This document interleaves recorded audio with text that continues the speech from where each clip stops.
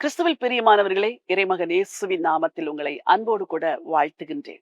இரட்சகர் இயேசு இந்த பூமியிலே வந்து பிறந்த பொழுது அவருக்கு பல நாமங்கள் கொடுக்கப்பட்டது. அதிசயமானவர், ஆலோசனை கர்த்தர், வல்லமையுள்ள தேவன், நித்திய பிதா, சமாதான பிரபு, இம்மானுவேல், மேசியா, மீட்பர், இரட்சகர் என்று பல நாமங்கள் கொடுக்கப்பட்டது. அதில் ஒரு நாமம் சமாதான பிரபு. ஏசாயா தீர்க்க தரிசன புத்தகத்திலே நாம் அதை வாசிக்கிறோம். ஏசாயா 9:6. அவர் நாமம் அதிசயமானவர், ஆலோசனை கர்த்தர், வல்லமையுள்ள தேவன், நித்திய பிதா, சமாதான பிரபு எனப்படும். அவருக்கு பெயர் சமாதான பிரபுவா. ஏனெனில் அவர் சமாதானத்தை கொடுக்கும்படி இந்த பூமிக்கு வந்தார். என்ன அது சமாதானத்தை கொடுக்கும்படி வந்தார்? மனிதன் பாவம் செய்த பொழுது தேவனை விட்டு பிரிந்து விட்டான். ஏனெனில் பாவம் மனிதனை பரிசுத்தமுள்ள தேவனை விட்டு பிரிக்கும். ஆதாம் ஏவாள் பாவம் செய்த பொழுது தேவனை விட்டு பிரிந்து விட்டார்கள். அவருடைய சந்ததியார் எல்லாருமே தேவனை விட்டு பிரிந்துதான் வாழுகிறார்கள். அவர்களுக்கு மனதிலே ஒரு சமாதானம் இல்லை. ஆனால் இந்த உலகம் ஒரு சமாதானத்தை கொடுக்கும். அது நிரந்தரமில்லாத ஒரு சமாதானம். ஒரு திரைப்படத்தை பார்த்தால் சமாதானம், ஒரு நல்ல பாடலை, உலக பிரகாரமான பாடலை கேட்டால் ஒரு சந்தோஷம், சமாதானம், ஒரு நல்ல ஆடையை அணிந்தால் அதிலே ஒரு சந்தோஷம், சமாதானம். இதெல்லாம் அனித்தியமான சந்தோஷங்கள். ஆனால் ஒரு ஆண்டவர், அவருக்கு பெயர் சமாதான பிரபு. அவர் சொல்லுகிறார், இங்கே வா. இந்த உலகத்தில் தேவனை விட்டு நீ வாழுகிற இந்த வாழ்க்கையில் உனக்கு நிம்மதி இருப்பது போல இருக்கும், ஒரு சமாதானம் இருப்பது போல இருக்கும். ஆனால் அது நிரந்தரம் அல்ல. நாளை தினத்தில் உன் பிரச்சனைகள் பெரிதாகும் பொழுது, ஐயோ நான் ஏன் வாழுகிறேன் என்று கூட நீ நினைக்கக்கூடும். ஆனால் நீ எந்த தேவனை விட்டு நீ தூரமாய் போனதினால் உனக்கு சமாதானத்தை இழந்து போனாயோ, அந்த தேவனிடத்தில் நீ நெருங்கி வரும் பொழுது அந்த சமாதானம் திரும்ப உனக்கு கிடைக்கும் என்று சொல்லுகிறார்.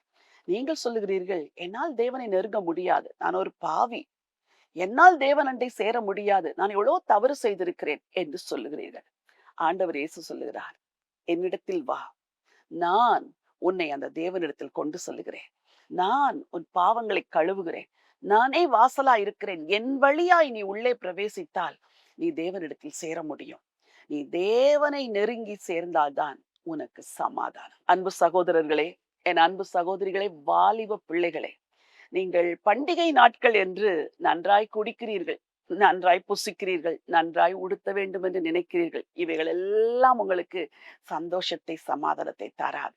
குடித்தால் சமாதானம் உண்டாகும் என்று பலர் நினைக்கிறார்கள்.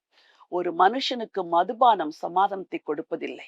நீ தேவனிடத்தில் நெருங்கி வந்தால், இயேசுவின் மூலமாய் தேவனை கிட்டி சேர்ந்தால், தேவனுக்குள் இருக்கிற அந்த சமாதானம் கிறிஸ்து இயேசுவின் மூலமாய் உங்களுக்கு கொடுக்கப்படும். இதுதான் சமாதானத்திற்கு வழி. வேறு வழியே இல்லை. இன்றைக்கு இந்த இயேசுவின் இடத்தில் வந்து, ஆண்டவர் இயேசுவே, எனக்கு சமாதானத்தை தாரும், நீர் சமாதான பிரபு என்று சொல்லி கேளுங்கள்.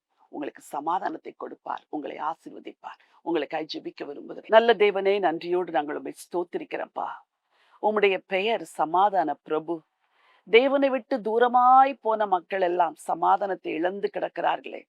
ரட்சிக்கப்பட்டும் அபிஷேகம் பெற்றும் தேவனை விட்டு தூரமாய் போன பலர் இன்றைக்கு என் வார்த்தையை கேட்டுக்கொண்டிருக்கிறார்கள்.